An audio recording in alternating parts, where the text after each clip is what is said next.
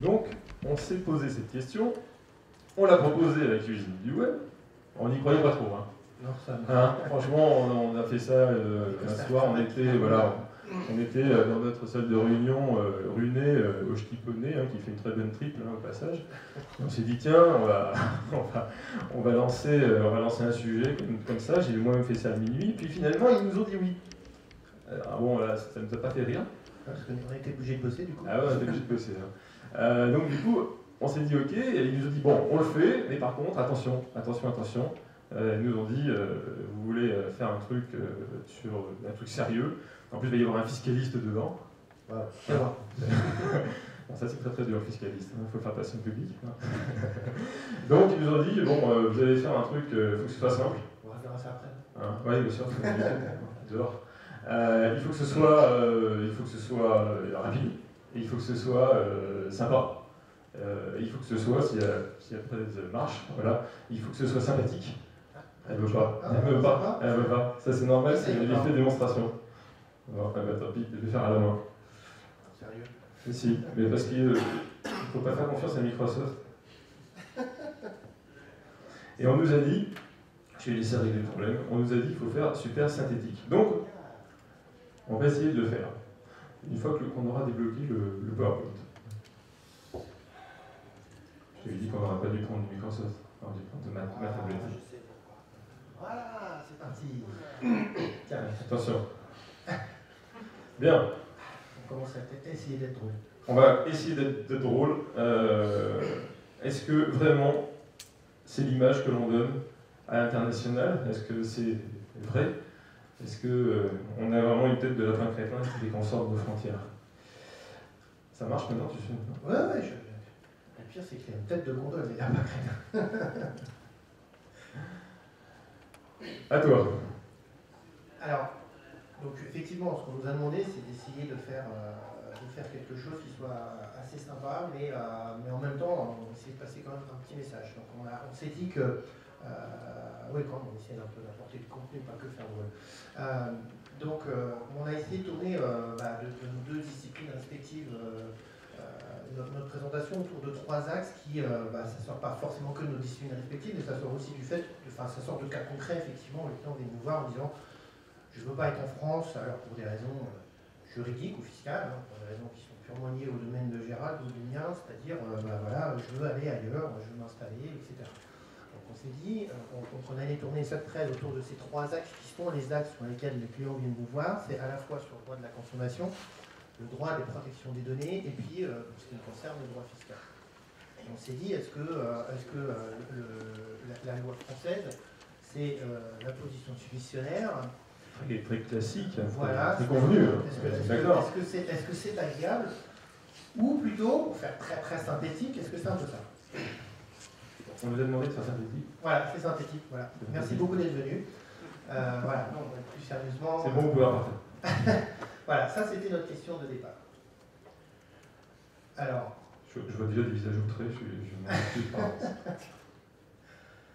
Alors, pour aller un petit peu plus loin quand même, pour essayer de faire un peu moins trop plus loin sans mauvais jeu de mots. Et nous allons donc commencer par nous dire finalement, être en France, c'est effectivement se soumettre à un droit, d'abord un droit de la consommation, quand on vend sur Internet, un droit de la consommation qui est très protecteur. Non seulement il est très protecteur à la base, mais en plus il est apprécié de façon très très extensive par les magistrats.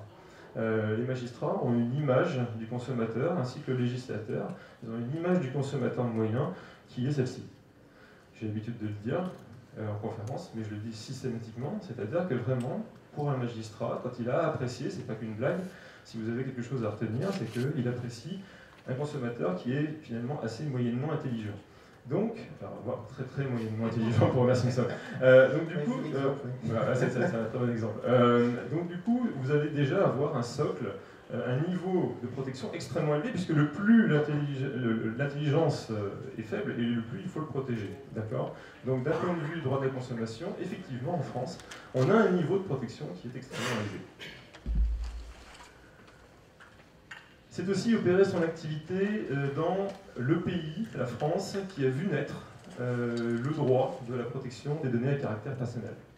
Nous avons eu la première législation au monde en cette matière-là, donc quelque chose qui forcément a marqué les esprits depuis 1978 et qui, du coup, sur lequel nous sommes en avance, évidemment. Et en plus, je dirais, c'est un sujet qui est particulièrement actuel. Vous le voyez dans des affaires comme la reconnaissance du droit à l'oubli contre Google. Hein, je pense que vous en avez tous entendu parler, ce fameux droit à l'oubli. On est en pur domaine de données à caractère personnel, même si ça se passe au niveau maintenant de la CJUE, donc au niveau communautaire. Et puis, on a eu très récemment, vous en avez certainement entendu parler aussi, l'arrêt rendu aussi par la CJUE concernant la demande de Max Schrems, concernant la remise en cause du Safe Harbor avec les États-Unis, qui concerne, pour ceux qui n'ont pas suivi, le transfert des données en dehors de l'Union européenne vers les États-Unis, par exemple un aéroport qui va devoir transférer des données de la France vers les États-Unis. Eh bien, nous avons un accord spécifique qui s'appelle le Safe Harbor, et celui-ci a été remis en cause assez récemment. Et voici la petite photo de ce monsieur qui était étudiant à la base et qui a lancé cette affaire il y a bien longtemps, mais qui du coup a des implications très nouvelles. Alors du coup, on a une culture, un terreau extrêmement profond, qui était avant assez oublié finalement, qui, bon, données personnelles, ça embêtait un peu tout le monde, et puis de plus en plus, cet héritage, il est en train de ressortir avec des affaires extrêmement fortes, extrêmement lourdes politiquement aussi, qui vont évidemment impacter la vision qu'ont les juges sur l'appréciation de cette loi, ce qu'on appelle la loi informatique, fichiers et liberté. Voilà, et puis ensuite, effectivement, la loi française, et être en France, c'est se soumettre au droit fiscal français. Alors quand je dis droit fiscal, je dis impôt, donc quand je dis impôt, je dis que ça pique, ça fait mal. Cela étant, bien évidemment, quand on parle d'impôt, tous les pays du monde lèvent l'impôt. Ce qu'il faut savoir, effectivement, c'est que, alors là, c'est le sujet récurrent, et on en parle régulièrement dans les médias, etc. C'est, en fait, j'ai un taux d'IS très élevé en France, taux d'impôt sur les sociétés très élevé, en tout cas bien plus élevé que la moyenne. Mais ce qu'il faut savoir aussi, parce que c'est toujours la même chose, c'est la guerre des chiffres. J'ai une assiette qui est fine, c'est-à-dire que je taxe beaucoup, mais peu de revenus. Donc voilà. Après, encore une fois, c'est très difficile de comparer. Mais ce qu'il faut savoir, c'est qu'en France, on a quand même la possibilité de déduire de plein de choses de son revenu. Alors, vous connaissez tous le crédit d'impôt recherche, vous avez le 6 aujourd'hui, qui sont des choses qui sont quand même assez intéressantes, qui permettent de baisser ce qu'on appelle le taux effectif d'imposition. Cela étant, évidemment, la fiscalité française, je ne vous le cache pas, est quand même assez élevée, mais est-ce qu'elle est vraiment plus élevée que les autres pays du monde? C'est la question. On a un taux réduit de taxation, les redevances et plus-values, cession de brevets, inventions brevetable, etc., qui est un taux de 15%. Certes, d'autres pays font des systèmes encore plus attractifs, mais la France, quand même, permet ça. Et puis, on a un régime TVA harmonisé. Alors, ce n'est pas lié à la France, c'est que dès l'instant que vous êtes en Union européenne, vous avez le même régime TVA pour tout le monde. Alors, les taux diffèrent, oui, il y a quelques petites différences de taux qui ne sont pas forcément très élevées d'ailleurs. Mais en tout cas, une chose est claire, c'est que si vous faites du business en UE, que ce soit en France ou dans n'importe quel autre pays de l'UE, vous serez soumis à la TVA. Et les règles sont quasiment les mêmes dans tous les pays de l'UE. Donc, France ou ailleurs, on a la TVA. Et puis, ah ben non, on a vu quoi. Je pense qu'il y a une erreur. Ouais, on avait dit qu'on retirait ça parce que ça, en fait, il ne faut pas non plus pousser, mais on n'a pas non plus. C'est une spécificité française. On n'a pas forcément une administration fiscale aussi agréable que dans les autres pays du monde. Donc, c'est quand même ça. Tu parles de la Suisse, peut-être. Ouais, ils font rien. Bien. Pour l'instant, personne n'est parti de la salle, c'est plutôt bon signe. On a fermé les portes de toute façon. Alors, la question c'est, est-ce plus simple ailleurs? Nous avons vu qu'effectivement, nous sommes dans un contexte légal. Alors évidemment, on passe très rapidement, mais enfin, le bilan est assez effectivement fiable par rapport au ressenti global. La température de l'eau, effectivement, est assez chaude et on a donc un environnement qui est assez lourd. Maintenant, est-ce que c'est plus simple ailleurs? Tout simplement, et on s'est posé cette question, sachant que, bon, c'est pas parce qu'on regarde ailleurs que forcément on trompe. Alors, non, regarder n'est pas forcément tromper, c'est ce qu'on dit toujours. Bill Clinton a oui, une conception un petit peu différente, mais bon. Le droit de la consommation, du coup, lui, est-il partout aussi contraignant? Est-ce qu'on peut trouver plus simple ailleurs qu'en France? Alors, Si l'on regarde effectivement au niveau de l'UE, évidemment, vous avez un droit qui est extrêmement harmonisé du fait des différentes directives. Donc, vous avez peu d'intérêt finalement à regarder ailleurs, puisque la plupart des lois des États membres sont similaires à celles de la France. Vous allez retrouver les délais de rétractation de 14 jours, vous allez retrouver l'obligation d'information, notamment concernant les pièces détachées, la disponibilité des pièces détachées. Donc des choses qui sont arrivées, nous, avec la loi Macron, mais qui finalement sont assez lourdes de conséquences. Et qui finalement sont assez lourdes de conséquences pour les vendeurs, mais de toute façon, où vous vous trouviez sur le territoire UE, vous allez avoir exactement le même problème. En dehors de l'UE, vous n'avez pas vraiment de convention internationale qui vient homogénéiser toutes ces règles. Et donc le niveau de protection des consommateurs est extrêmement variable. Donc oui, parfois, vous pouvez avoir un intérêt peut-être à vous dire j'ai plus d'intérêt à me mettre, par exemple en Afrique du Sud ou en Australie, et de vendre depuis là-bas, pourquoi pas, parce qu'effectivement, ils sont un petit peu moins à cheval sur certaines règles, mais vraiment, on va être sur des micro-mesures. D'ailleurs, le droit de la consommation, c'est une suite de micro-mesures. Donc, il n'y a pas de régime global, il va falloir étudier en fonction de ce qui vous intéresse, mais regarder ailleurs, ça veut dire surtout beaucoup de variété au niveau international, et donc pas facile d'avoir une vision vraiment générale de est-ce que c'est mieux ailleurs, est-ce que c'est plus fiable. Voilà. Le droit de la protection des données à caractère personnel, lui aussi, est-ce qu'il est partout aussi complexe? Alors, au sein de l'UE, toujours, il faut toujours opérer la distinction, hein, vous avez compris, parce que sinon ça n'a pas beaucoup de sens. Au sein de l'UE, on a un droit qui est extrêmement harmonisé. Non seulement il est extrêmement harmonisé aujourd'hui, du fait de la directive de 96, mais en plus, il va l'être encore plus demain avec un règlement qui devrait théoriquement sortir en 2016 et qui là du coup est d'application directe. Donc ça veut dire qu'on n'aura même plus de loi nationale, on va avoir directement un règlement communautaire qui va s'appliquer à tous les pays avec un niveau du coup d'exactitude absolument identique partout. Et donc on n'aura même plus de lois de transposition qui vont venir modifier les petits détails, les espaces de liberté que nous laissait la directive actuellement, ils vont être comblés. Donc, là encore, pas tellement d'intérêt à regarder ailleurs au sein de l'UE, puisque de plus en plus, on va aller sur cette harmonisation totale.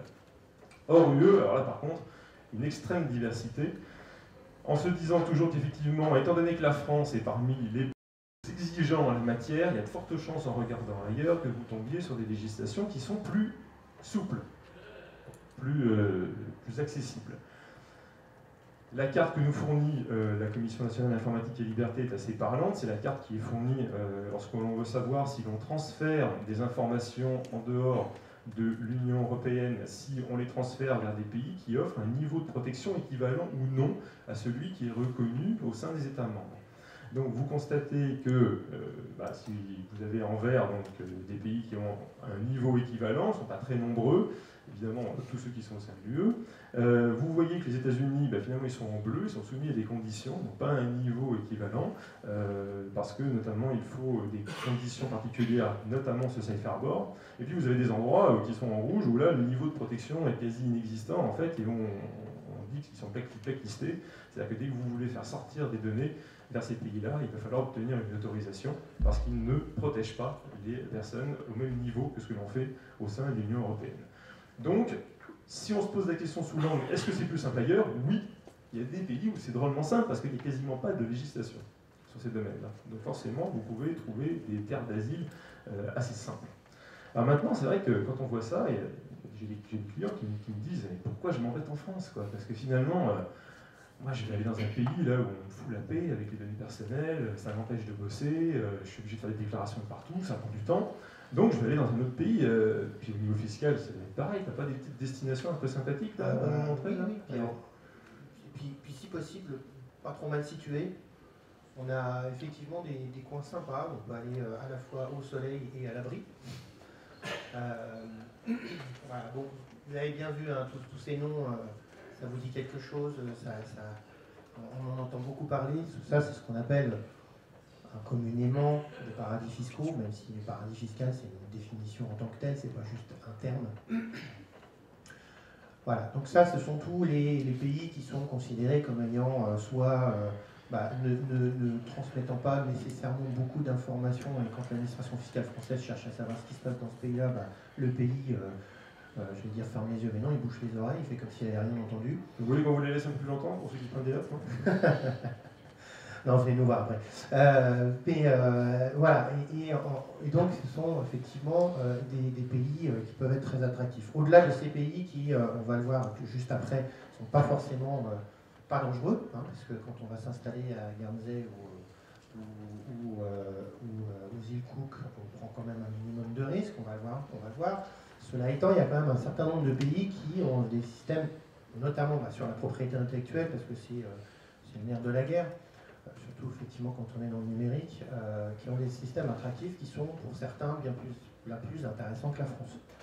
Donc, j'ai cité les principaux et ceux qui sont les plus connus. L'Irlande, tout le monde connaît, hein, tout le monde sait que Google, Microsoft, etc., et toutes les sociétés du net ont leur siège Europe en Irlande. Voilà. Donc allez voir ailleurs, oui, pourquoi pas, il y a des pays qui sont très intéressants. Ah, attention, ce que je vous disais, c'est les paradis fiscaux. Alors là, on va pas faire de technique, mais 209B, c'est je suis une société, j'ai une filiale dans un paradis fiscal, c'est-à-dire un paradis qui a un taux d'IS qui est à 50% inférieur au mien, sous certaines conditions, c'est-à-dire que sauf si je suis capable de démontrer que je vais vraiment dans ce pays parce que j'ai vraiment un intérêt, mais si j'y vais juste parce que le taux d'impôt est très intéressant, et bien, les bénéfices réalisés dans ce pays sont taxés en France comme s'ils étaient réalisés en France. Donc il y a un intérêt zéro. Même chose pour 123B, si je suis une personne physique et je détiens une filiale, alors là c'est 209B si je suis une société, personne physique, à l'impôt sur le revenu, je vais prendre tous les bénéfices générés par cette société et puis je vais me les prendre dans mon revenu.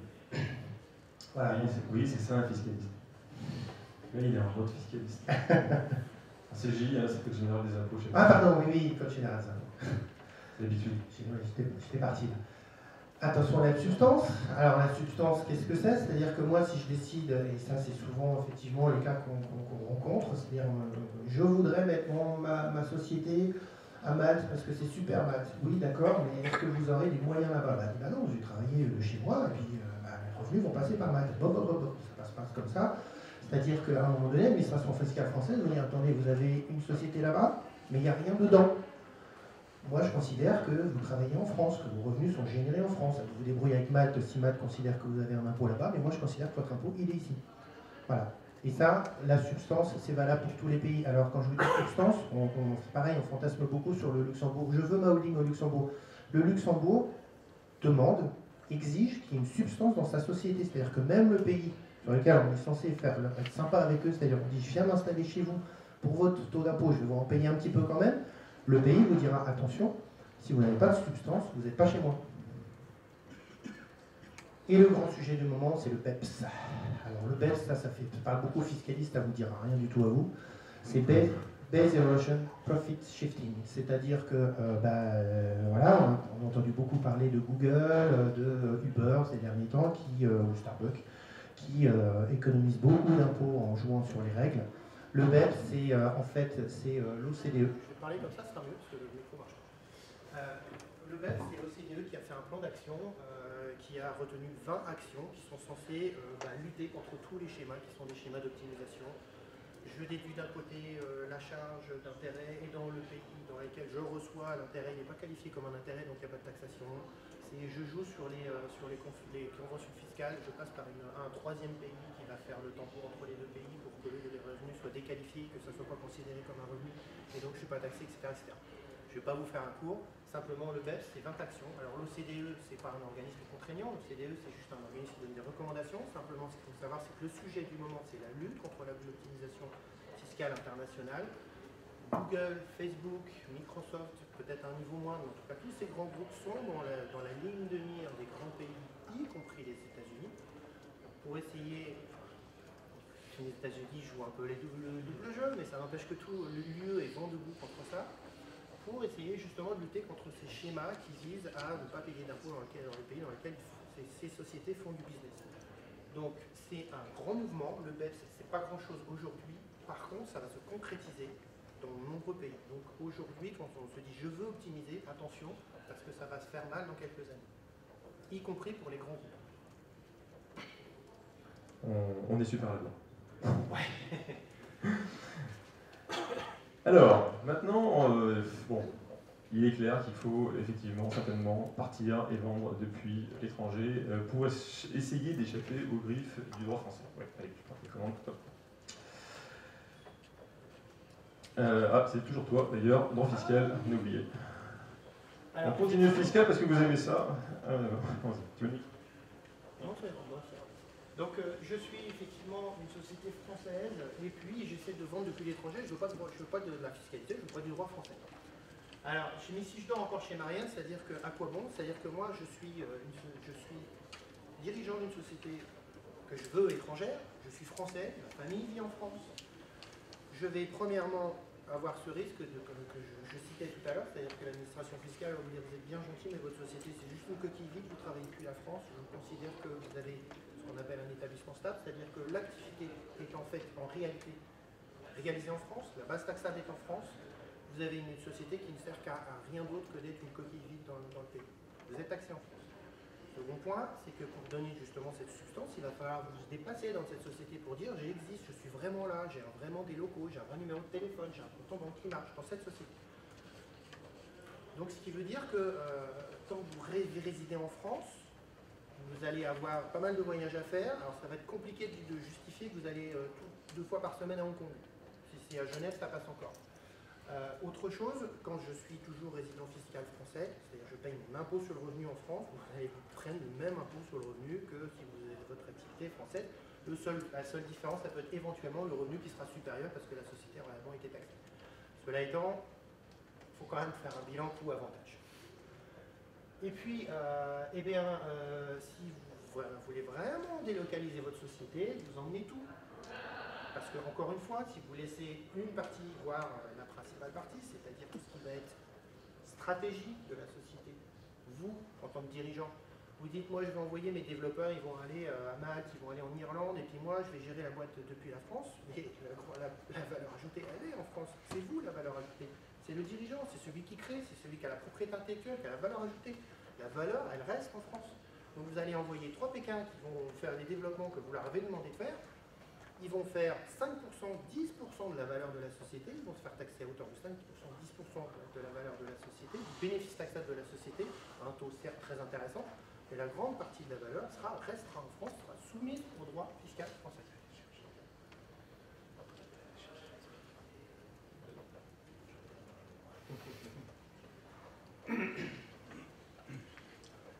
Bien, alors, rapidement, protection des données personnelles. On vous l'a dit, la législation dans l'UE étant harmonisée et assez peu de bénéfices à attendre du fait de partir du territoire pour un autre État membre. Hors UE, alors effectivement, il y a potentiellement plus d'intérêt puisque aujourd'hui la loi française exige qu'il y ait une présence sur le territoire français pour que la loi s'applique. Alors, c'est une règle qui est très proche finalement de la règle fiscale, hein, c'est quasiment l'établissement principal. On vous dit, du moment que les traitements sont réalisés sur le territoire, même si le siège de la société n'est pas sur le territoire, je vais être soumis à la loi informatique fichier et liberté. Donc, il faut qu'il y ait une sorte de centre de traitement, ce qui est assez proche finalement de l'idée d'établissement stable du droit fiscal. Simplement, vous voyez que j'ai un petit arrêt du 15 octobre 2015 parce qu'on a eu une précision très récente finalement. On est encore en train de débroussailler ce droit-là. On a un petit arrêt de la Cour de justice de l'Union européenne qui vient préciser cette notion d'établissement stable. On est encore en train donc, de préciser ce que c'est que cette présence sur le territoire français, ou d'ailleurs sur le territoire d'un des États membres, hein, puisque la CJUE c'est plus large que la France. Mais surtout, ce qu'il faut retenir, c'est qu'on a un projet de règlement qui est dans les tiroirs, que dans les tuyaux, et ce projet de règlement, il a plutôt tendance, lui, à dire, attendez, on a un petit problème, parce qu'on a des GAFA qui viennent nous pomper de la donnée à distance, qui n'ont pas d'établissement forcément en France, et eux, on a beaucoup de mal à leur appliquer la loi, qui est la loi protectrice, puisqu'on a vu notamment que les Américains n'ont pas une loi aussi protectrice en matière de données à caractère personnel. Donc ces GAFA, on a très très envie qu'ils soient soumis eux aussi à la même loi et que finalement les données qui viennent du territoire de l'Union européenne soient taguées avec marqué estampillé UE, attention, on n'y touche pas, c'est protégé. Et pour faire ça, eh bien, on va changer complètement le fusil d'épaule et le projet de règlement aujourd'hui prévoit plutôt que c'est finalement la donnée, donc la loi du pays d'origine, donc le pays du consommateur ou le pays de la personne dont la donnée est collectée, qui va s'appliquer. Donc finalement, on va prendre la donnée et avec la donnée, on va prendre la loi qui s'applique à la personne sur le territoire. On va complètement changer de postulat, ce qui devrait rendre les choses beaucoup plus protectrices pour le consommateur. Attention, je vous dis ça, on est encore au stade du projet. Bon, c'est confirmé à chaque fois, mais le projet n'a pas encore été voté définitivement. Le droit de la consommation est-il partout aussi contraignant? Effectivement, alors, au sein de l'UE, une fois de plus, c'est très harmonisé. Et hors UE, on a dit aucune convention internationale. Extrêmement variable. Alors là, effectivement, à partir de France, ça peut vouloir dire tomber sur quelque chose qui est finalement très souple. Mais bon, vous aurez le même problème, c'est-à-dire que si vous vendez à l'international, à chaque fois, il va vous falloir refaire une analyse systématique de je vends vers un territoire, qu'est-ce qui se passe dans ce territoire, est-ce que ce territoire va appliquer la loi du consommateur en local, ou est-ce qu'au contraire, le consommateur n'est pas protégé. Et n'étant pas protégé, ça veut dire qu'il va devoir, s'il m'attaque, utiliser ma loi et venir m'attaquer sur mon territoire, ce qui en gros n'arrive jamais. Hein. Donc, il y a une analyse à faire, mais du moment que vous allez vendre à l'international, vous aurez en permanence l'analyse à faire. Et j'avoue que des clients que j'ai vus, il y en a assez peu qui le font, sauf des très grosses structures qui s'amusent à prendre un cabinet d'avocats dans chaque pays pour faire l'analyse au cas par cas du risque qu'ils prennent à vendre sur ce territoire qu'ils adressent. Parce qu'il faut toujours évidemment que le territoire soit adressé, c'est-à-dire que vous ayez des actions de vente vers un territoire. On ne va pas vous appliquer la législation d'un territoire où vous n'avez aucune action commerciale. Donc si votre site n'est pas en chinois, on ne va pas vous embêter avec le droit chinois en général. Donc, néanmoins, regarder ailleurs peut avoir un intérêt si vous voulez sortir de la France et que vous voulez vraiment obtenir sur un marché donné une réglementation plus favorable. Mais du moment que vous allez ensuite ressortir depuis ce pays, vous allez inonder le marché international, vous aurez à peu près les mêmes problèmes qu'en France. Alors un petit bilan. Je ne sais plus si on avait dit que c'est moi qui le faisais ou toi. C'est moi. Ouais, les trucs graveleux, c'est toujours moi, vous avez remarqué. Vendre à l'étranger est-il masochiste? On a choisi un film à la mode. Pour ceux qui reconnaissent, on mettra les copyrights après, on n'a pas le temps. Alors, est-ce que c'est masochiste? En droit de la consommation et des données personnelles, finalement, l'hypothèse 1, c'est la personne qui se dit je veux partir de France, mais finalement le territoire français ne m'intéresse pas. Non, pardon, je vends en France et le territoire français ne m'intéresse pas. Si je suis dans cette situation-là, c'est-à-dire que je veux vendre à l'international, je sais que je vais faire tout mon chiffre en export, et que manifestement je veux absolument être en France, je vous confirme, vous êtes un gros masochiste, et vous avez vraisemblablement un petit problème arrivé, il va falloir peut-être penser à aller ailleurs, parce que si vraiment vous ne voulez rien faire en France, il n'y a pas tellement d'intérêt à rester en France. Si par contre, enfin, à moins que vous soyez très attaché au fromage, évidemment, ça, enfin, pour moi c'est mon premier critère, hein, donc de toute façon je resterai rien que pour ça.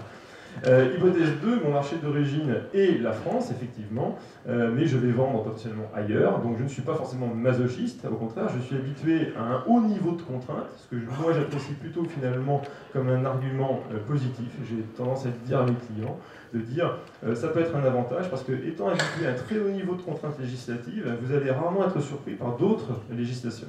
Quand vous êtes en haut et que vous êtes habitué à être très très ennuyé par la législation, finalement, on n'a pas grand-chose d'autre au-dessus qui va pouvoir vous mettre des bâtons dans les roues.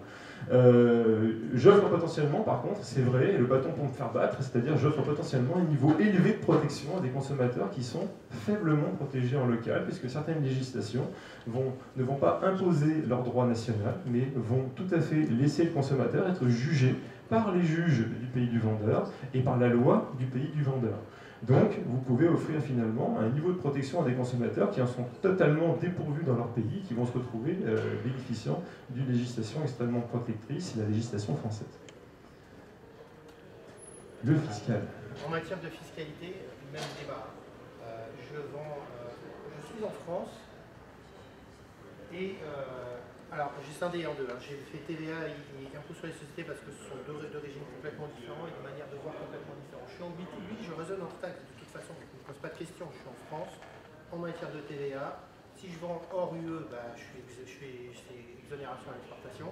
Et si je vends en UE, bah, de toute façon, c'est autolicitation, c'est comme si. Voilà. Le seul point, c'est que je suis en franco-français, de toute façon, il n'y a pas de débat, parce que de toute façon, en France, on est en France. J'ai la TVA française pour barre. De toute façon, c'est moi qui facture, donc ça ne change pas grand-chose. B2C, de toute façon, et tous les pays de l'Union européenne ont ce niveau, c'est-à-dire qu'à un certain niveau de chiffre d'affaires, en France, la loi de finances pour 2016 prévoit qu'on va descendre de 100 000 à 35 000, c'est toujours la même chose, lutte, etc. Au-delà de 35 000 euros de chiffre d'affaires annuel généré dans un pays, je suis obligé de m'inscrire à la TVA dans ce pays et de facturer la TVA du pays. Et ça, c'est valable pour tous les pays. Alors, le seuil est un peu différent en fonction des pays, mais ça n'empêche que si je suis en Pologne et que je décide de facturer en France, parce que j'ai décidé de m'installer en Pologne, des raisons pour lesquelles m'échappent, mais je décide de m'installer en Pologne, au-delà de 35 000 euros de chiffre d'affaires à partir du 1er janvier 2016, je dois de toute façon facturer la TVA française à mon consommateur français. Donc, à quoi bon s'installer ailleurs? Donc là, bah, en B2B, je ne suis pas masochiste, et puis bah, non. Voilà. En matière d'impôt sur les sociétés, j'ai l'essentiel de mon activité en France. À quoi bon vendre depuis l'étranger? Puisque de toute façon, je le disais tout à l'heure, on a de toute façon le risque de qualification d'établissement stable si j'ai une vraie activité en France. Parce que je vais démarcher des clients en France, j'ai ce qu'on appelle une installation d'affaires, on rentre dans les critères un peu techniques, mais j'ai quelque chose en France, j'ai de la substance en France. Donc, de toute façon, je vais finir par me faire taxer en France, l'administration fiscale va me dire j'ai une taxation en France. Donc je ne suis pas masochiste. Je déploie mon activité dans un pays étranger, je risque d'être assujetti. Même chose dans l'autre sens, c'est-à-dire je risque d'avoir reconnaissance d'un établissement stable à l'étranger. Alors évidemment, là, sauf pour du pur web, c'est-à-dire que, et c'est là où sur lesquels jouent Google et tous les autres mastodontes, GAFA, c'est sur ces règles-là. La fiscalité du numérique aujourd'hui est un vrai problème, c'est-à-dire que j'ai un site internet, c'est pas parce que j'ai un site internet dans un pays que mon business est dans ce pays. Et donc je vais faire plein de business dans tous les autres pays. Mais on n'a pas de substance, on n'a rien du tout. La fiscalité aujourd'hui dans tous les pays du monde est basée sur une activité taxable dans un pays parce que j'ai une substance, j'ai quelque chose. Là, justement, l'avantage, l'inconvénient, ça dépend de quel côté on se place, mais l'avantage du net quand on est côté employeur, enfin côté société, c'est de me dire, je peux faire du business dans un pays et je peux considérer que j'ai quasiment rien dans ce pays. Et c'est comme ça que je fais. Et donc là, si je reste en France et que je vais faire du web, pur web dans tous les pays du monde, j'ai quand même peut-être une certaine petite tendance quand même à être un peu maso. Et donc à titre d'illustration, je vais vous montrer ce que c'est que Google. Alors, le meilleur pour la fin. Voilà, le meilleur. Alors je vais faire très rapide, je ne vais pas vous faire un cours magistral de fiscalité internationale, je vais vous expliquer comment ça marche. Et là, effectivement, le but de cette démonstration, c'est pas pour vous montrer, pour vous faire joli, pour vous dire faut faire ça absolument, c'est justement pour vous dire attention. Google, c'est 66 milliards d'euros de chiffre d'affaires en 2014 et c'est 14,4 milliards de dollars de bénéfices. Ça veut dire qu'ils ont les moyens de faire ça. Ils ont les moyens de se payer des avocats très chers comme nous. Et dans tous les pays dans lesquels ils sont situés, et puis ils ont le moyen de mettre ces usines à gaz en place, et puis surtout ils ont le flux de chiffre d'affaires qui leur permet de rentabiliser ça. Alors voilà, donc je suis Google, j'ai une filiale qui est située dans les Bermudes, qui a un établissement stable situé en Irlande. Alors je ne vais pas vous faire le cours de magistral de fiscalité, c'est comme ça que ça marche. Cette société bermudienne détient une BV, c'est-à-dire une société située aux Pays-Bas, l'équivalent de la SA aux Pays-Bas, qui détient elle-même une société irlandaise. Là, il y a 4000 salariés. C'est là que se joue le cœur du métier de Google en Europe.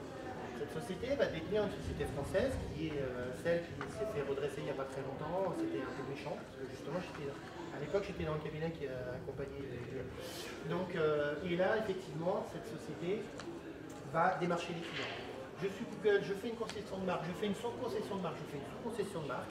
Tout ça, c'est un joli petit montage, évidemment, pour contourner la fiscalité. Google France, elle va démarcher les clients, mais on considère qu'on va juste démarcher les clients, on va juste voir les clients, en disant, vous allez aller voir Google Irlande, c'est génial, ils vont vous faire un super contrat de pub, vous allez voir les retombées.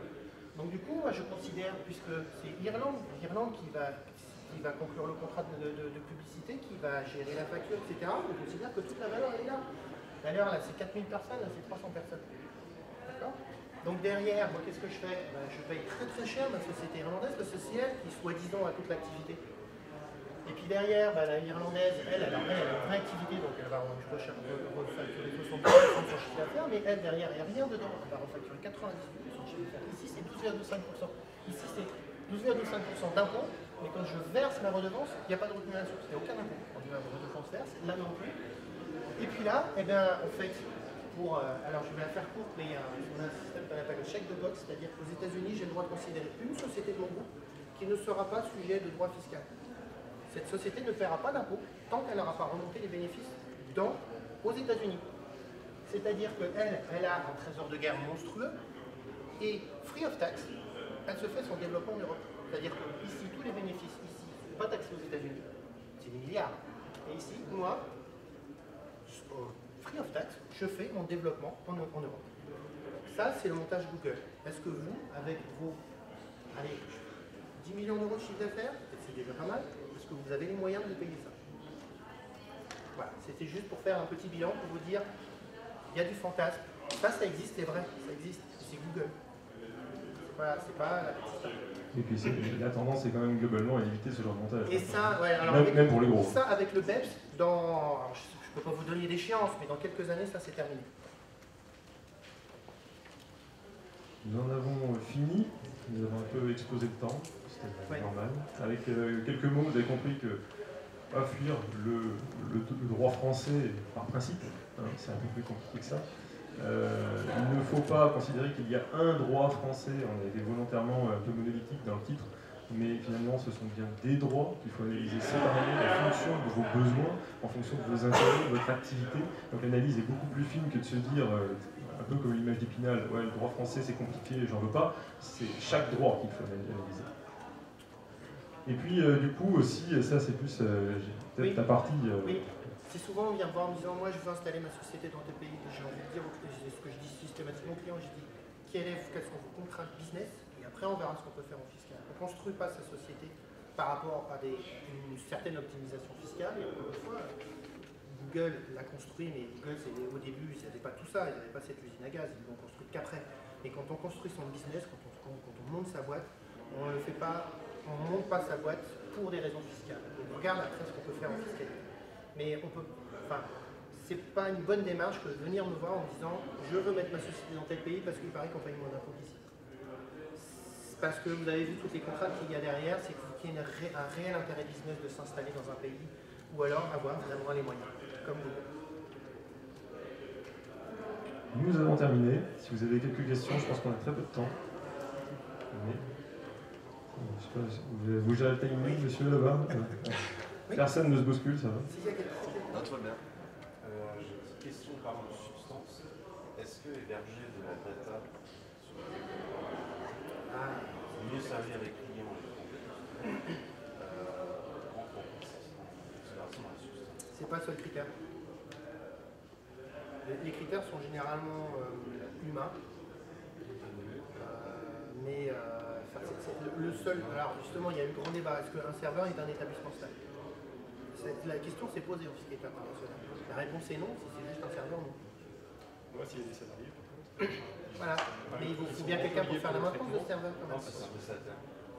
Oui, mais vous savez très bien que vous allez avoir l'administration fiscale au fait. Parce que justement, ils n'aiment pas ça. Donc encore une fois, il y a le fait d'avoir un redressement, où il faut justifier, passer du temps, etc. C'est toujours désagréable, et puis il y a le fait de se faire redresser. Mais quand même, en tout cas, pas le redressement, mais la vérification de comptabilité.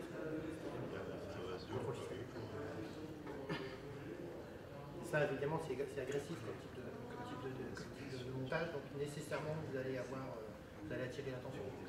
Mais non, un serveur tout seul n'est pas dans l'établissement. D'autres questions? Avec le montage là, comme Google, quels intérêts ils ont au final? Parce que tout l'argent qu'ils ont permis, ils développent. Pas leur rapatrier. Ils ont des bénéfices bien supérieurs, puisqu'ils ne payent quasiment pas de taxes à leur concurrence, start-up, et donc ils ont une marge qui est énorme, donc ils peuvent se permettre de casser les prix, et puis ils ont une puissance de guerre monstrueuse. Après, derrière, ils attendent certainement que le taux d'IS descende, parce que c'est 35% aux États-Unis. Pour le dire, le taux d'impôt sur les sociétés aux États-Unis, c'est 35%. Donc ils attendent. Moi, j'ai travaillé pour des groupes, ils préféraient que ce soit la française qui se fasse cartonner en impôts, etc. Mais ils ne veulent surtout pas remonter les revenus. Les grands groupes ne veulent pas remonter les revenus. Et j'ai vu énormément de montages où il y avait une bermudienne juste au-dessous des États-Unis pour ces raisons-là. Ce qu'il faut savoir, c'est que la quasi-totalité des pays du monde, ils ont un système fiscal, c'est un système bénéfice mondial. C'est-à-dire que quand j'ai une société en France, mais j'ai plein de filiales dans le monde, c'est des sociétés dans le monde qui payent l'IS dans le pays. En France, je ne paye que les IS générés dans le pays. Dans tous les autres pays, le schéma est inverse. Je considère que quand je suis une société américaine, je prends mes bénéfices faits aux États-Unis, mais les bénéfices de tous les autres pays du monde, je les intègre et je paye mon IS. Bien évidemment, je tiens compte de l'IS qui est payé dans les autres pays, je l'impute sur mon IS que je paye aux États-Unis, je tiens compte de ce que je paye dans les autres pays, mais ça n'empêche que j'agrège tous les bénéfices faits dans tous les pays du monde pour payer mon impôt sur les sociétés. Il faut bien comprendre ce mécanisme parce que c'est complètement l'inverse en France. D'autres questions? Je pense qu'on va devoir arrêter de toute façon. Oui, vous nous coupez la lumière. Merci de votre attention. Merci beaucoup.